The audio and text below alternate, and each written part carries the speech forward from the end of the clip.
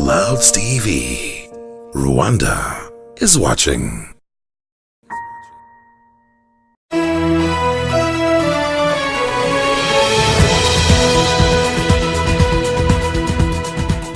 Twongeye kubasuhuza abakurikiye Clouds Tonight ni umwanya makuru mu Kinyarwanda yo ku cyumweru tariki 27 Ukuboza 2015. Makuru yacu turaza kugaruka ku kibazo umugabane wa Afurika uhura nacyo nk'uko umukuru w'igihugu Paul Kagame abisobanura. Muri aya makuru kandi turaza kugaruka ku kamaro k'iterambere mu bice bitandukanye by'igihugu, aho mu byaro bemeza ko amashanyarazi n'amazi meza ari byinshi yahinduye mu mibereho yabo.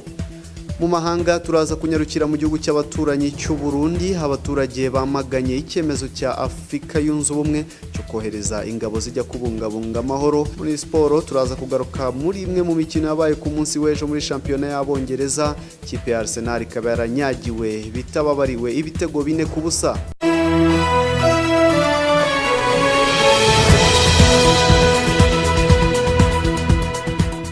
Afrika umugabane ukunda guhura n'abayobozi bagera ku butegetsi bakabuvaho bigoranye. Ni umugabane kandi ufite abaturage bakennye ku buryo bukabije. Iterambere ry'umugabane rigenda buke ku buryo bugaragarira buri wese. Kubw'inyungu zitandukanye hari abemeza ko impamvu y'ubukene bukabije n'ibibazo by'intambara terwa n'abayobozi bagera ku butegetsi ntibabe bakibuvuyeho.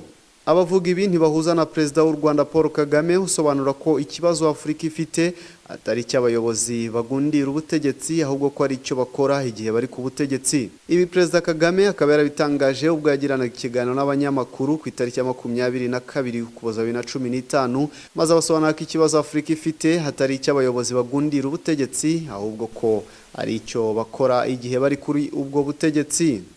The main problems of Africa add up to just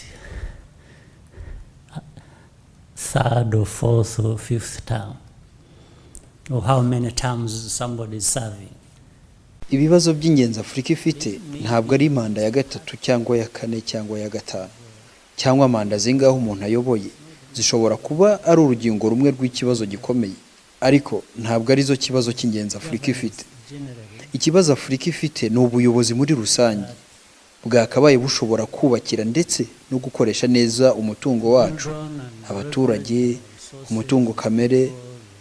Mu by'ukuri gusubiza ikibazo gihari kuva kera, kuki Afrika ikomeza kuba umugabane ukennye kurusha iyindi?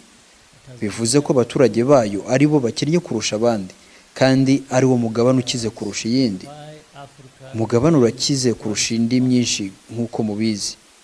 Imigabane mike dufite ku bubumbe gusa abaturage bakomeza kuba bakene. None ni gute twakemura iki ngiki? Ese ni mu kuyobora manda imwe cyangwa ebyiri cyangwa eshatu cyangwa enye cyangwa eshanu? Ntekereza ko ibitekerezo bitandukanye kuri iyi ngingo bihabanye n'ingingo nyamukuru y'ubuyobozi. How do we resolve this? Is it from serving one term or two or three or four or five? So I think the oscillation of views on this issue is a bit diversionary from the main point of governance. Abaperezida ba Afrika bamaze igihe kinini ku butegetsi twavuga ni nka Denis Sassou Nguesso wa Congo Brazzaville imyaka 17, Yaya Jammeh wa Gambia imyaka 20, Isai Afwerki wa Eritrea imyaka 23, Idris Deby wa Chad 25, Omar al-Bashir wa Sudani 25, Robert Mugabe wa Zimbabwe 28, Yoweri Kaguta Museveni wa Uganda 29, Paul Biya wa Kameruni 33, Jose Eduardo dos Santos wa Angola 35 na Teodoro Obiang Nguema Mbasogo wa Guinea Equatoriale imyaka 36. U Rwanda ni kimwe mu bihugu byihuta mu iterambere ku rwego rw'isi, bikaba bigaragarira ku bikorwa by'ikoranabuhanga ndetse n'ubukungu muri rusange, ariko kandi n'imibereho y'abene gihugu nayo igaragaza umuvuduko mu iterambere cyane cyane mu duce tw'ibyaro aho bahabwa amazi ndetse n'umuriro w'amashanyarazi. Ibi bikaba bihindura byinshi nko kugira isuku, kwihutisha iterambere ndetse no guteza imbere uduce tw'ibyaro.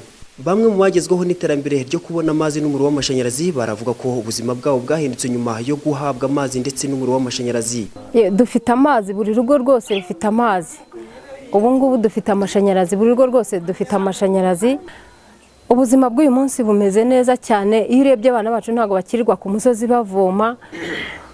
Amazi arahari, ubu dufite amasuku, nta muntu kiba muri nyakatsi, nta bana bakirwara amavunja. Tubona bisobanutse bimeze neza, ariko byose turabikesha umukuru w'igihugu wacu. Gahindutse ko mbona amazi hafi ntakijya kuvoma kiriya gishanga muvuyemo. Twari kwakabiye ku mazi, ubu najyaga kuvoma rugende buri munsi, ariko ubu ngubu nyine amazi yaraje ntabwo tukibura amazi. Iterambere ry'icyaro hanini ryabaga rishingiye ku buhinzi n'ubworozi imbere y'umwaka w'1994, ariko ubu abaturiye uduce tw'ibyaro batangiye kugerwaho n'ibikorwa by'iterambere nk'ubucuruzi, ubudozi ndetse n'ubusudizi, dore ko bunguka bitewe n'umuriro w'amashanyarazi nk'uko Twizeyimana Justin abivuga. Mbere twazaga gusudira tukitwaza za posta sudi, twitwaza za generator cyangwa se moto sudeze, ariko ubu ngubu umuriro warabonetse kandi ni mwinshi. Mbega muri rusange ibintu birahari kabisa, inyungu zo zarabonetse nyinshi. Ni ukuvuga ngo kujya nko gusudira nk'urugi, umuntu yitwazaga za essence cyangwa za mazutu, ariko ubu ngubu ugasanga urugi rwahagaze nk'ibihumbi 50, ariko ruri kuguhagarara nk'ibihumbi 40 kubera izo depanse za deplacement n'ibintu byose biba bidukonsoma. Muhigirwa David, umwe mu banyamabanga nshingwabikorwa abayobora imirenge iri mu duce tw'ibyaro, aravuga ko amazi n'umuriro w'amashanyarazi bigira uruhare mu iterambere ry'icyaro n'igihugu muri rusange, dore ko ubuzima bw'abaturage bo mu murenge wa Muyumbu bwahindutse nyuma yo kubona amazi n'umuriro w'amashanyarazi. Nyuma y'aho umuriro ugereye mu midugudu myinshi igize umurenge wa Muyumbu ndetse n'utugari, urabona hagenda havuka udusantire. Muri utwo dusantire urabona harimo ibikorwa by'iterambere bigenda bibaho, aho bamwe bagenda bashyiraho utuntu two kubaza, gusudira, kugira ngo aho mwanyuze hirya mwagiye mubibona. Abenshi batangiye imirimo ibateza imbere, turimo tw'ubukorikori tusaba umuriro, abenshi baratangiye, urabona bihagaze neza kandi bimeze neza, ndetse n'iterambere mu buryo bwo kuvugurura inyubako zabo no kubaka, urabona bisa bigenda bitera imbere cyane. Hanyuma ku kijyanye n'amazi, amazi yari atarabasha kugera mu midugudu yose, ariko imidugudu myinshi ingire kuri kaburimbo amazi bamaze kuyabona. Ubu twari tugitunganya imidugudu, amazi na imiyoboro y'amazi mu midugudu isa n'igaruka kuri uyu murenge w'umuturanyi wa Gahengeri, ariko urabona abaturage babyishimiye kandi bimeze neza, ndetse barashyiramo n'imbaraga zabo mu gutanga imiganda kugira ngo icyo gikorwa kibashe kwihuta. Biteganyijwe ko umuriro w'amashanyarazi uzagezwa mu ngo ku kigero cya 70%, bingana n'ingo 1,700,000 bitarenze umwaka wa 2017, naho tundi duce tudafite amazi ahagije tukazayabona nyuma y'aho umujyi wa Kigali uzabona amazi angana na metero kibi 120 ku munsi. Imirimo y'uruganda rushya rw'amazi ruri mu Nzove mu murenge wa Kanyinya mu karere ka Nyarugenge izaba irangiye, rukaba ruzakoresha amazi azava mu mugezi wa Nyabarongo. Abarundi bazindukiye mu mihanda n'ibyapa bigaragaza kwamagana ingabo za Afrika yunze ubumwe, biteganyijwe ko zizoherezwa i Burundi kubungabunga amahoro. Iyi myigaragambyo yabaye kuwa gatandatu tariki 26 Ukuboza, yayobowe na Vice President w'u Burundi Gaston Sindimwo, wabwiye abitabiriye imyigaragambyo ko Burundi butazigera bwemeranya na Afrika ku ngingo yo kohereza ingabo mu Burundi. Uyu mugabo wungirije President Nkurunziza yavuze ko Burundi bufite ingabo zihagije zakwifashishwa mu kurinda Burundi, ndetse ko iby'icyemezo cyo kohereza ingabo mu Burundi batabizi, bityo ko bisobanuye ko atari icyemezo cy'umuryango w'ubumwe bwa Afurika, ko no Burundi bubarizwamo ariko ko ntacyo bubiziho. Kuva Nkurunziza yatangaza kwiyamamariza manda ya gatatu, imvururu zahise zitangira. Kugeza ubu abantu basaga 400 bamaze gupfa, naho abarenga 200,000 bakuwe mu byabo banava mu gihugu, aho bari mu bihugu bituranye n'u Burundi. Umubare munini ukaba warahungiye mu Rwanda. Muri siporo, ku munsi w'ejo shampiyona y'Ubwongereza yarakomezaga. Umukino wabimburiye iyindi n'uwahuje Stoke City hakiri kare cyane, yari yakiriye Manchester United ku kibuga cyayo, maze Stoke City imbere y'abafana bayo inyagira Man United ibitego 2-0.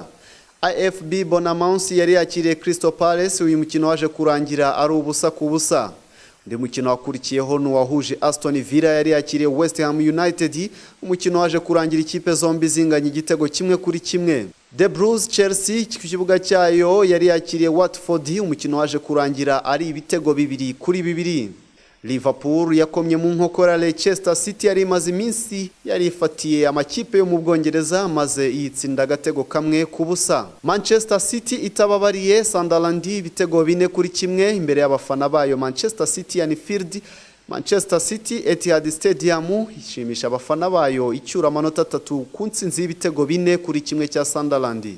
Swansea City undi mukino wayihuje na West Bromwich yabyitwayemo neza imbere y'abafana bayo itsinda West Bromwich igitego 1 ku busa. Tottenham Hotspur amanota 3 yayaheshejwe n'intsinzi y'ibitego 3 ubwo yari yakiriye Norwich City, umukino ukaza kurangira ari ibitego 3 ku busa. Newcastle United yari yakiriye Everton, uyu mukino waje kurangira Newcastle United itsindiwe imbere y'abafana bayo igitego 1 ku busa. Nako kandi Southampton yihereranya abasore ba Arsene Wenger ibatsinda itababari ibitego 4 byose ku busa. Kugeza ubu muri shampiyona y'Ubwongereza cyangwa se Barclays Premier League, ikipe ya Leicester City iracyayoboye izindi n'amanota 38 ikurikiwe na Arsenal ifite amanota 36. Manchester City razigwa mu ntege n'amanota 35 ikurikiwe na Tottenham Hotspur iri ku mwanya wa 4 n'amanota 32, mu gihe Crystal Palace iri ku mwanya wa 5 n'amanota 30 aho ikurikiwe na Manchester United ifite 29 ku mwanya wa 6. Ongaha akaba ari ku munsi wa 18 wa shampiyona. Indi mikino itegerejwe ku munsi w'ejo ku itariki 28 aho umukino ukomeye uzahuza Manchester United ku isaha y'isa 1:30 izaba yakiriye Chelsea. Ku musozo wa Amakuru reka tubagezeho iteganyagihe ryo ku munsi w'ejo tariki 28 Ukuboza 2015. Tubifuriza no gukomeza kugubwa neza n'ibiganiro Clouds TV yabateguriye.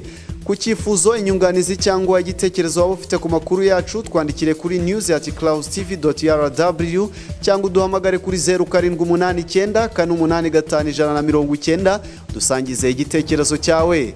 Mu izina rya ekipe yose yamfashije reka tubifurize umwaka mushya muhire wa 2016 no gukomeza kunogerwa n'iminsi mikuru isoza umwaka wa 2015.